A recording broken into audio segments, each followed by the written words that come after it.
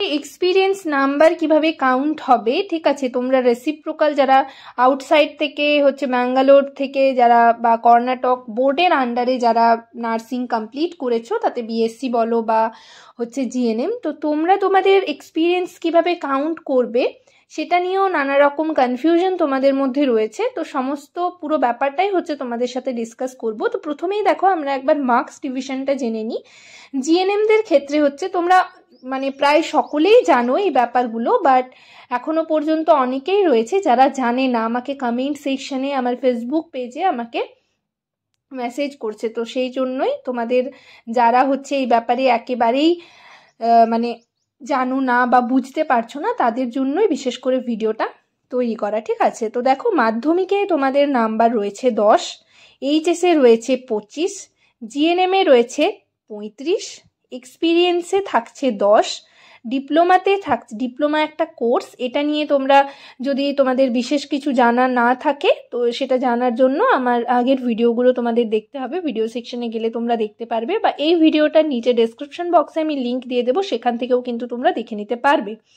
এই diploma course করে তুমি কিভাবে 5 নাম্বার পাবে সেটা কিন্তু আমার আগের ভিডিওতে বলা রয়েছে, সেখান থেকে তোমরা দেখে নেবে। আর ইন্টারভিউতে রয়েছে 15, টোটাল জিএনএমে তাহলে মার্কস হলো 100। এরপর যারা বিএসসি বা পোস্ট বেসিকের জন্য আছে তাদের মাধ্যমিকে দেখো 10, এইচএসে 25, বিএসসিতে হচ্ছে 30, এমএসসি 5, ডিপ্লোমাতে রয়েছে 5, এক্সপিরিয়েন্সে রয়েছে 10 আর ইন্টারভিউতে রয়েছে 15। তো এই হচ্ছে মার্কস ডিভিশন। এরপর তোমার একাডেমিক মার্কস কিভাবে ক্যালকুলেট করবে, মানে তোমার যে মাধ্যমিকে 10 রয়েছে, তো 10-এর মধ্যে তোমার নাম্বার কত রয়েছে সেটা কিন্তু তোমাকে বের করতে হবে। তো সেটা কিভাবে বের করবে সেটা হচ্ছে আমি ডেসক্রিপশন বক্সে লিঙ্ক দিয়ে দেবো, সেখান থেকে তোমরা দেখে নেবে যে কিভাবে তোমাদের একাডেমিক মার্কস ক্যালকুলেট করতে হয়, ঠিক আছে। সেটা নিয়ে আমি আর বিশেষ কিছু বলছি না, কেননা আগের আমার ভিডিওগুলোতে বলা রয়েছে ডিটেলে, তো সেগুলো তোমরা দেখে নেবে। এরপর আমি বলবো যে এক্সপিরিয়েন্সে তোমাদের নাম্বার কীরকম রয়েছে আর তোমরা হচ্ছে কিভাবে এক্সপিরিয়েন্স নাম্বার কাউন্ট হবে সেটাও তোমাদের দেখাবো, চলো।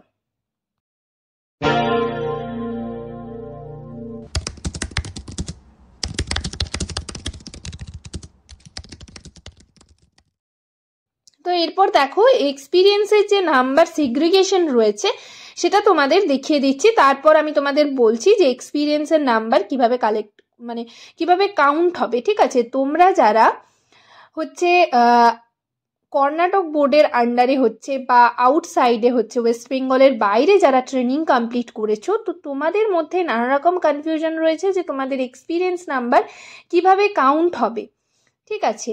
এবং যারা হচ্ছে সিএইচও করছো বা কন্ট্রাকচুয়াল স্টাফ নার্স পেয়ে গেছো, তাদের এক্সপিরিয়েন্স নাম্বার কিভাবে কাউন্ট হবে, এইগুলো নানা রকম কোয়েশ্চেন তোমাদের মাথায় রয়েছে এবং অনেকে আমাকে কমেন্ট সেকশনে কমেন্ট করে জিজ্ঞেস করছো। তো সকলকে অত রিপ্লাই করা পসিবল নয়, সেই কারণেই আমি আজকের ভিডিওর মাধ্যমে তোমাদের সাথে পুরো ব্যাপারটা ডিসকাস করার চেষ্টা করছি। তো দেখো, এখানে তোমাদের এক্সপিরিয়েন্স দেখো নাম্বার রয়েছে। যদি তোমার এক্সপিরিয়েন্স লেস দ্যান 12 মান্থস হয়ে থাকে, অর্থাৎ 1 বছরের কম হয়ে থাকে, সেক্ষেত্রে কিন্তু তুমি কোনো মার্কস পাবে না। সেটা যদি 1 বছরের মানে তোমার 2 দিনও যদি কম হয় 1 বছরের থেকে, অর্থাৎ 12 মান্থসের থেকে, তাহলে সেটাও কিন্তু এক্সপিরিয়েন্স হিসাবে কাউন্ট হবে না। লেস দ্যান 24 মান্থস অর্থাৎ 24 মাসের যদি কম হয়ে থাকে, সেক্ষেত্রে তুমি কিন্তু 2 মার্কস পাবে, মানে 1 বছর হলেই কিন্তু তুমি 2 মার্কস পাবে, ঠিক আছে। লেস দ্যান 36 মান্থস যদি হয়ে থাকে, সেক্ষেত্রে তুমি 4 মার্কস পাবে। লেস দ্যান 48 মান্থস যদি হয়ে থাকে, সেক্ষেত্রে তুমি 6 মার্কস পাবে। লেস দ্যান 60 যদি হয়ে থাকে, তাহলে তুমি সেক্ষেত্রে 8 মার্কস পাবে। আর গ্রেটার দ্যান ইকুয়াল অর্থাৎ 60 বা 60-র বেশি যদি হয়, মানে 60 মান্থস বলছি, ঠিক আছে, তো তাহলে সেক্ষেত্রে তুমি কিন্তু 10 নাম্বার পাবে। এটা আমি বললাম যে 1 বছরের কম হলে সেক্ষেত্রে তুমি কিন্তু কোনো মার্কস পাবে না। 1 বছর বা 1.5 বছর যদি হয়, ঠিক আছে, 2 বছরের কম যদি হয়, তাহলে তুমি সেক্ষেত্রে 2 মার্কস পাবে। আর এটা হচ্ছে 12×3 = 36, মানে হচ্ছে 3 বছরের যদি কম হয়, মানে তোমার যদি সেক্ষেত্রে 2 বছর 8 মাস বা 2.5 বছর যদি হয়ে থাকে, তাহলে তুমি সেক্ষেত্রে কিন্তু 4 মার্কস পাবে। লেস দ্যান 48 মানে 4 বছরের যদি তোমার কম হয়, তাহলে তুমি মানে ধরো 3.5 বছর যদি তোমার হয়, বা 3 বছর 8 মাস, 3 বছর 9 মাস এরকম যদি হয়ে থাকে, তাহলে তুমি সেক্ষেত্রে কিন্তু 6 মার্কস পেয়ে যাবে। আর যদি তোমার এক্সপিরিয়েন্স 5 বছরের হয়, ঠিক আছে, 5 বছরের একটু কম হয়, মানে যদি 4.5 বছর হয় তাহলে তুমি সেক্ষেত্রে কিন্তু 8 মার্কস পাবে। আর যদি তোমার এক্সপিরিয়েন্স 5 বছর কমপ্লিট হয়ে যায় বা 5 বছরেরও বেশি হয়ে থাকে, সেক্ষেত্রে তোমার কিন্তু মার্কসটা লিমিটেড, সেক্ষেত্রে কিন্তু তুমি 10 মার্কস পেয়ে যাবে। তো এটা হচ্ছে পুরোটাই মার্কস ডিভিশন, ঠিক আছে, মার্কসের যে সেগ্রিগেশন সেটা, মানে তোমার যে এক্সপিরিয়েন্সে 10 নাম্বার রয়েছে সেটা তুমি কিভাবে কাউন্ট করবে, কত বছর হলে তোমার সেটা 10 নাম্বার পাবে। তো এটা আশা করি তোমরা ক্লিয়ার হতে পেরেছো। এরপর আসল বিষয়ে আসা যাক, যেটা হচ্ছে তোমাদের এক্সপিরিয়েন্স নাম্বার কবে থেকে কাউন্ট হবে, ঠিক আছে, সেটা নিয়ে অনেকেরই অনেক কোয়ারিজ রয়েছে, তো সেটা নিয়ে আমি ডিসকাস করছি। তো তোমাদের এই এক্সপিরিয়েন্স নাম্বার কাউন্ট হবে কিন্তু জবের থেকে তুমি পাস আউট হলে, অর্থাৎ তোমার হচ্ছে কোর্স কমপ্লিট হয়ে গেছে, জিএনএম বলো বা বিএসসি কোর্স কমপ্লিট হয়ে গেলে তুমি হচ্ছে তোমার সেই দিন থেকে কিন্তু এক্সপিরিয়েন্স নাম্বার কাউন্ট হবে। অর্থাৎ তুমি যে যদি জিএনএম করছো, জিএনএম ওয়েস্ট বেঙ্গলে জিএনএম করছো বা হচ্ছে আউটসাইড ওয়েস্ট বেঙ্গলের বাইরে জিএনএম করছো, ঠিক আছে, তো যারা হচ্ছে সরকারিতে জিএনএম করেছো তাদের তো কোনোভাবেই পসিবল নয় যে সেকেন্ড ইয়ার বলো বা ফার্স্ট ইয়ার বলো বা থার্ড ইয়ারের ইন্টার্নশিপ করার আগে বলো যে তুমি হচ্ছে প্র্যাকটিস করবে, অর্থাৎ অন্যান্য হসপিটালে জয়েন করবে, সেটা কিন্তু কোনোভাবেই পসিবল নয়। তো সেক্ষেত্রে হচ্ছে যারা সরকারিতে করেছো তাদের কিন্তু কোর্স কমপ্লিট হওয়ার পরেই একমাত্র তোমরা জয়েন করতে পারবে। বাট যারা হচ্ছে ওয়েস্ট বেঙ্গলের বাইরে জিএনএম করছো তাদের কিন্তু এই সুবিধাটা থাকে, মানে তাদের যেহেতু সেরকমভাবে ক্লাস হয় না, ঠিক আছে, তো সেক্ষেত্রে কিন্তু অনেক ক্যান্ডিডেট রয়েছে, অনেক স্টুডেন্ট রয়েছে যারা হচ্ছে ফার্স্ট ইয়ার করতে করতেই কিন্তু তারা কোনো হসপিটালে জয়েন করছে, কোনো নার্সিং হোমে জয়েন করছে, বা হচ্ছে সেকেন্ড ইয়ার কমপ্লিট হয়েছে, এমন আছে সেকেন্ড ইয়ার কমপ্লিট হয়নি তাও কিন্তু সে হসপিটালে জয়েন করেছে, হসপিটালে কাজ করছে এবং সেখান থেকে সে এক্সপিরিয়েন্স সার্টিফিকেটও কালেক্ট করে নিয়েছে, বাট সেটা কিন্তু কোনোভাবেই তার এক্সপিরিয়েন্স নাম্বার হিসাবে কাউন্ট হবে না। মানে স্টাফ নার্স গ্রেড 2তে তোমরা যারা ফর্ম ফিল আপ করবে সেটা কিন্তু দেখা হবে না।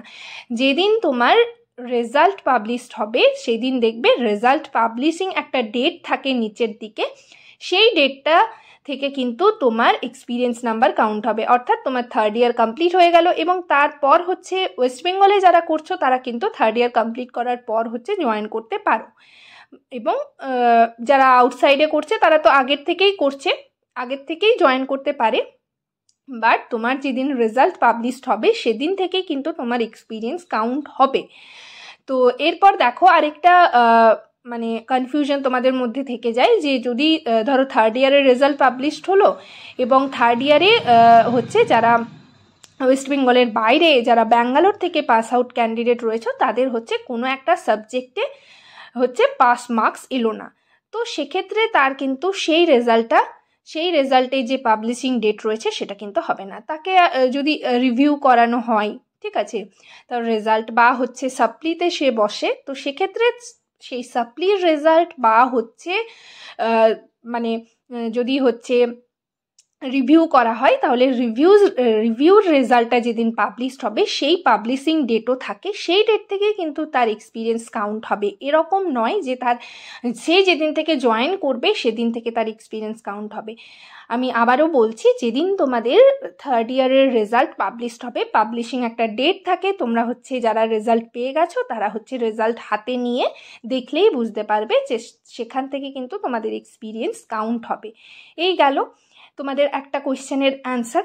এরপর হচ্ছে তোমরা আরেকটা কোয়েশ্চেন করছিলে, মানে আরেকটা তোমাদের বিষয় জানার ছিল, যেটা হচ্ছে যে তোমাদের এক্সপিরিয়েন্স সার্টিফিকেট যদি অন্যান্য হসপিটালের হয়, মানে হচ্ছে একটা হসপিটালে তুমি করছো সেখানে তুমি 6 মান্থসের এক্সপিরিয়েন্স সার্টিফিকেট নিয়েছো এবং তারপর হচ্ছে তুমি অন্য আরেকটা হসপিটালে জয়েন করেছো কিছুদিন পর, ঠিক আছে, হয়তো 1 মাস গ্যাপ রয়েছে তারপর, এবং সেখানেও তুমি 6 মান্থসের এক্সপিরিয়েন্স নিয়েছো বা 4 মান্থসের এক্সপিরিয়েন্স নিয়েছো, তো সেটা কি তোমাদের মানে কাউন্ট হবে এক্সপিরিয়েন্স হিসাবে, সেটা নিয়ে অনেকে আমাকে দেখলাম কমেন্ট সেকশনে কমেন্ট করেছো এবং আমার ফেসবুক পেজ বা ইনস্টাগ্রাম পেজেও আমাকে অনেকে মেসেজ করেছো।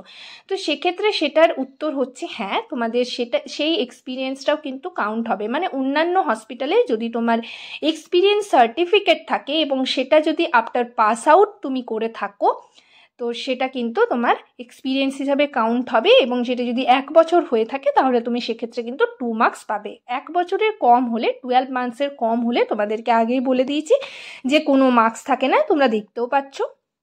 ঠিক আছে, তো এই গেল 2 নাম্বার কোয়েশ্চেন। আরেকটা তোমাদের কোয়ারিজ রয়েছে যে যারা সিএইচও বা কন্ট্রাকচুয়াল হিসাবে জয়েন করছো তাদের এক্সপিরিয়েন্স কিভাবে কাউন্ট হবে। দেখো, তোমরা যারা সিএইচও, কন্ট্রাকচুয়াল সিএইচও বলো বা কন্ট্রাকচুয়াল স্টাফ নার্স বলো, সেটাতেও কিন্তু তোমরা 1 বছর করার পর এক্সপিরিয়েন্স সার্টিফিকেট পাবে। ঠিক আছে, সেই এক্সপিরিয়েন্সটাই কিন্তু তোমাদের কাউন্ট হবে। বাট 1 বছরের কম করলে তারা কিন্তু এক্সপিরিয়েন্স সার্টিফিকেট দিতে চায় না। আর এরকমও 1 বছরের কম হলে তোমরা কিন্তু কোনো এক্সপিরিয়েন্সের নাম্বার পাবে না।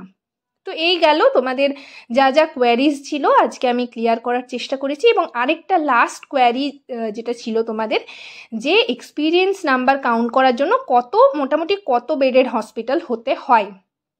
তো সেটা হচ্ছে মোটামুটি 50 থেকে 100 বেডেড হসপিটাল হয়ে থাকে। এবং প্রত্যেকটা হসপিটালে কিন্তু এক্সপিরিয়েন্স সার্টিফিকেট দিয়ে দেয়। সেটা স্টিল ওয়ার্কিং হোক বা এক্সপিরিয়েন্স হোক, তোমাদের একটা সার্টিফিকেট শো করালেই কিন্তু তোমরা এক্সপিরিয়েন্স নাম্বারটা পাবে। ঠিক আছে, সেটা যদি 1 বছর হয়ে যায় তাহলে তোমরা সেক্ষেত্রে কিন্তু নাম্বার পাবে। তো এটাই গেল, তোমরা যারা ওয়েস্ট বেঙ্গলের বাইরে থেকে কোর্স কমপ্লিট করেছো বা ওয়েস্ট বেঙ্গলে কোর্স কমপ্লিট করছো, তোমাদের পুরো ব্যাপারটাই কিন্তু আমি বুঝিয়ে বললাম। তোমাদের রেসিপ্রোকাল রেজিস্ট্রেশন পেলে তোমাদের এক্সপিরিয়েন্স কাউন্ট হবে এরকমটা কিন্তু কোনো ব্যাপার নয়। যাই হোক, আশা করি তোমরা ক্লিয়ার হতে পেরেছো। এরপরেও যদি তোমাদের কোনো ডাউট থেকে থাকে অবশ্যই আমাকে কমেন্ট সেকশনে কমেন্ট করে জানিও। আর তোমরা কোন টপিকের ওপর ভিডিও চাইছো সেটাও আমাকে কমেন্ট সেকশনে কমেন্ট করে জানাবে। আর নেক্সট ভিডিওতে আমি তোমাদের একাডেমিক মার্কস কীভাবে ক্যালকুলেট করতে হয় সেটা নিয়ে আমি তোমাদের সাথে ডিটেলে ডিসকাস করব। এছাড়াও তোমরা যদি এখনও পর্যন্ত জানো না কীভাবে এক্সপিরিয়েন্স কাউন্ট করতে একাডেমিক মার্কস ক্যালকুলেট করতে হয়, তাহলে আমার আগের ভিডিওগুলো দেখবে। সেখান থেকে কিন্তু সেখানে আমি ডিটেলে তোমাদের বোঝাবার চেষ্টা করেছি, সেখান থেকে তোমরা কিন্তু পেয়ে যাবে। তোমার এক্সপিরিয়েন্সটা কিন্তু ওয়েস্ট বেঙ্গলের আন্ডারে, ওয়েস্ট বেঙ্গলে যে সমস্ত প্রাইভেট হসপিটালগুলো রয়েছে, প্রাইভেট নার্সিং হোমগুলো রয়েছে, সেখানে করতে হবে। ঠিক আছে, তবেই তোমার এক্সপিরিয়েন্সটা কিন্তু স্টাফ নার্স গ্রেড 2-তে কাউন্ট হবে। ঠিক আছে, তোমরা যদি ব্যাঙ্গালোর থেকে পাস আউট হয়েছো, ব্যাঙ্গালোরের কোনো হসপিটালে করছো, সেখানের কিন্তু এক্সপিরিয়েন্স নাম্বার কাউন্ট হবে না। তুমি যদি ওয়েস্ট বেঙ্গলে এসে ওয়েস্ট বেঙ্গলের যে নার্সিং হোম বলো বা প্রাইভেট হসপিটালগুলো রয়েছে সেখানে যদি তুমি এক্সপিরিয়েন্স করে থাকো, তাহলে তোমার এক্সপিরিয়েন্স হিসাবে সেটা কিন্তু কাউন্ট হবে। তো আজকের সেশন এই পর্যন্তই। ভিডিওটা যদি ভালো লেগে থাকে অবশ্যই লাইক এবং শেয়ার করবে। চ্যানেলটিকে অবশ্যই সাবস্ক্রাইব করে রাখবে নার্সিং রিলেটেড নতুন নতুন আপডেট এবং অথেন্টিক সব ইনফো পাওয়ার জন্য। সবাই ভালো থেকো, সুস্থ থেকো। নেক্সট ভিডিওতে আবার তোমাদের সাথে দেখা হচ্ছে। Thank you.